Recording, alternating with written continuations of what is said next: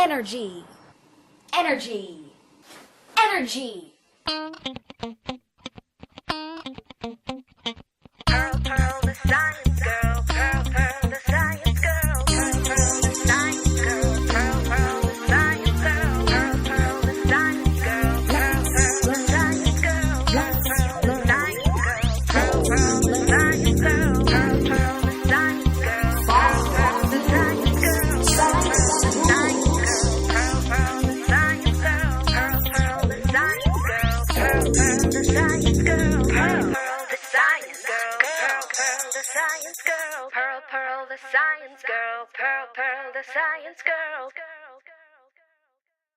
Today's episode is brought to you by solar and by wind. Have you ever done this? I'm creating energy.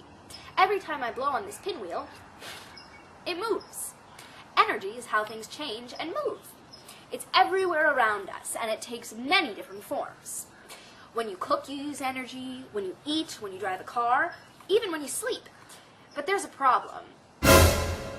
Our world's population is growing and growing and growing, but we don't have enough clean energy to provide for all these people in a sustainable and environmentally friendly way. Now, what does sustainable mean? Well, sustainability is the ability to preserve something so that our descendants can live just as well, if not better than us. Right now, we use a lot of fossil fuels to get the energy we need to power things like our cars and our homes.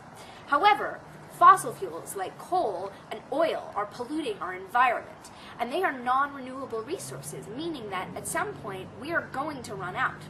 So, how do we fix this? We find an alternative. But this alternative needs to fit some certain criteria.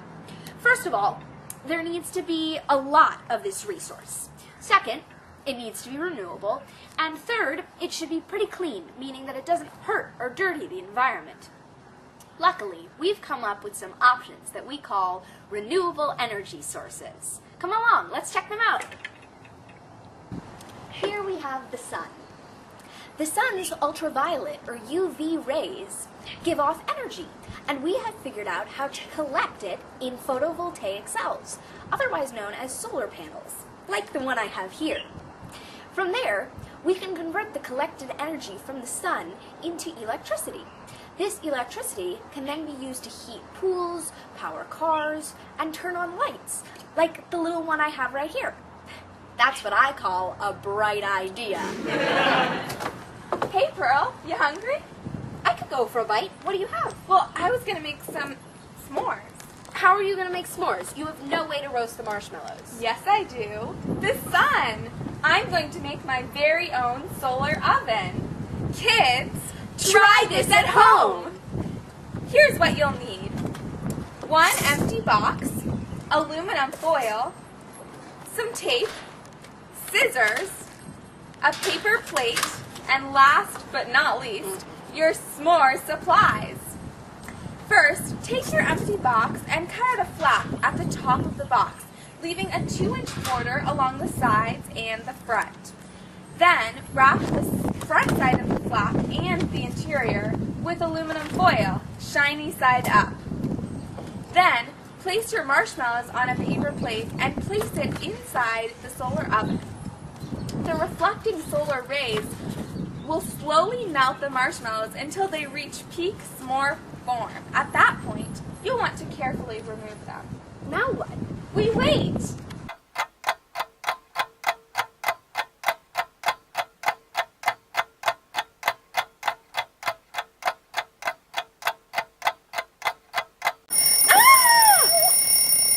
All done. Time to remove our marshmallows from the oven. Ooh, hot, hot, hot! Graham crackers, quickly, quick! Graham crackers.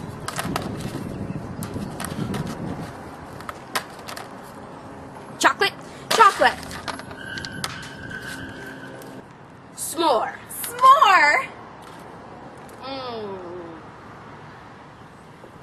Now, how much energy does someone like you use each year? Well, in 2012, the average amount of energy used by a U.S. citizen was 148,600,000 British thermal units, or BTUs. But what does that mean? Well, to give you a comparison, 148,600,000 BTUs are equivalent to the amount of energy one would get by eating 31,226 burritos. That's a lot of burritos. Wind power is another form of renewable energy. Wind turbines use blades to collect the wind's kinetic energy, or energy made from movement. This pinwheel is like a small wind turbine. Wind flows over the blades, creating lift, which causes the blades to turn. The blades are connected to a drive shaft that turns an electric generator, which then creates electricity. Creating energy with wind is just a breeze.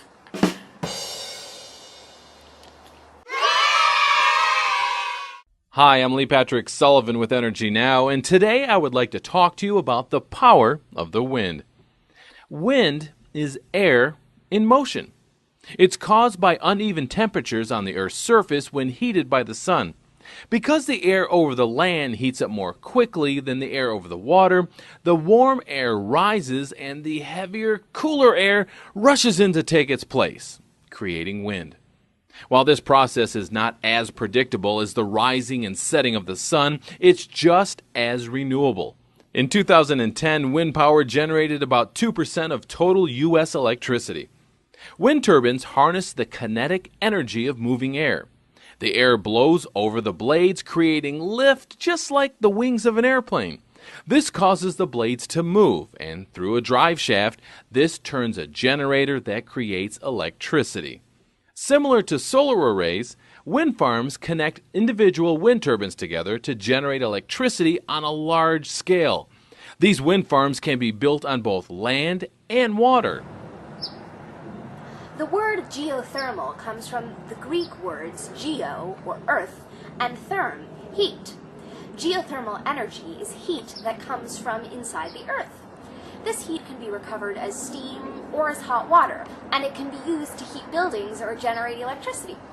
Geothermal energy is a renewable energy source because the heat is continuously created by the earth. Geothermal energy finds its way to the Earth's surface in three ways: volcanoes,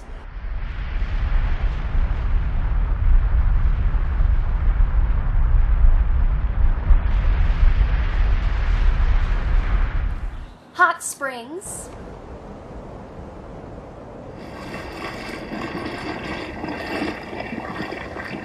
and geysers.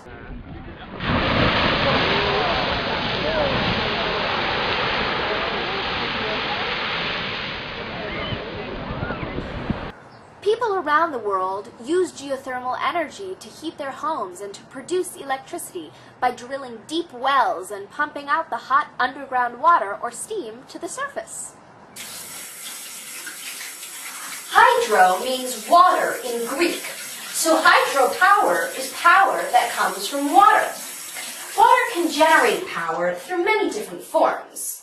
We have tidal power, wave power, ocean thermal energy, hydroelectric energy, tidal power, wave power. You said that already. Anyway, you get the idea. Hydropower relies on the water cycle. Understanding the water cycle is important to understanding hydropower. There are three parts to the water cycle. I could just talk to you about them, but why not sing about them?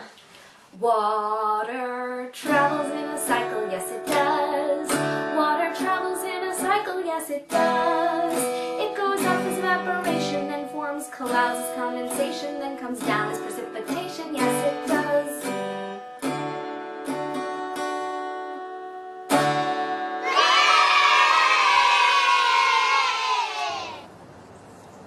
It might sound kind of dangerous that we use water to make electricity, because they're kind of a lethal combo. But in reality, the water never comes in contact with the electricity, so it's not an issue. Usually it works like this. The water flowing down a river is used to spin turbines inside a generator, kind of like wind power. The kinetic energy is collected from the moving water and then transferred into electricity.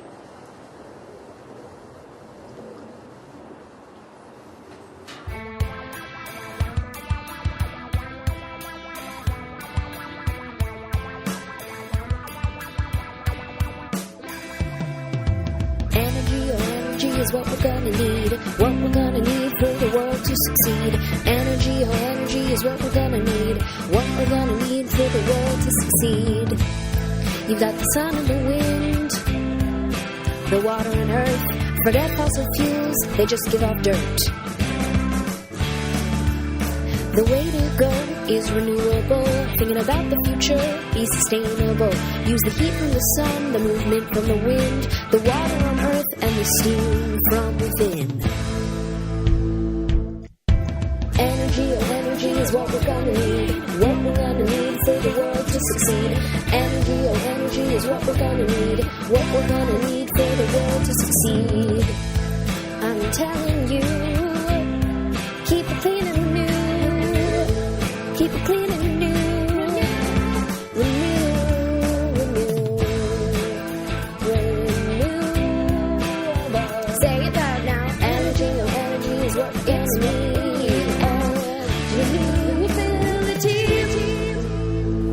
Well, that's our show. Thanks for watching. Hope you're feeling energized and renewed.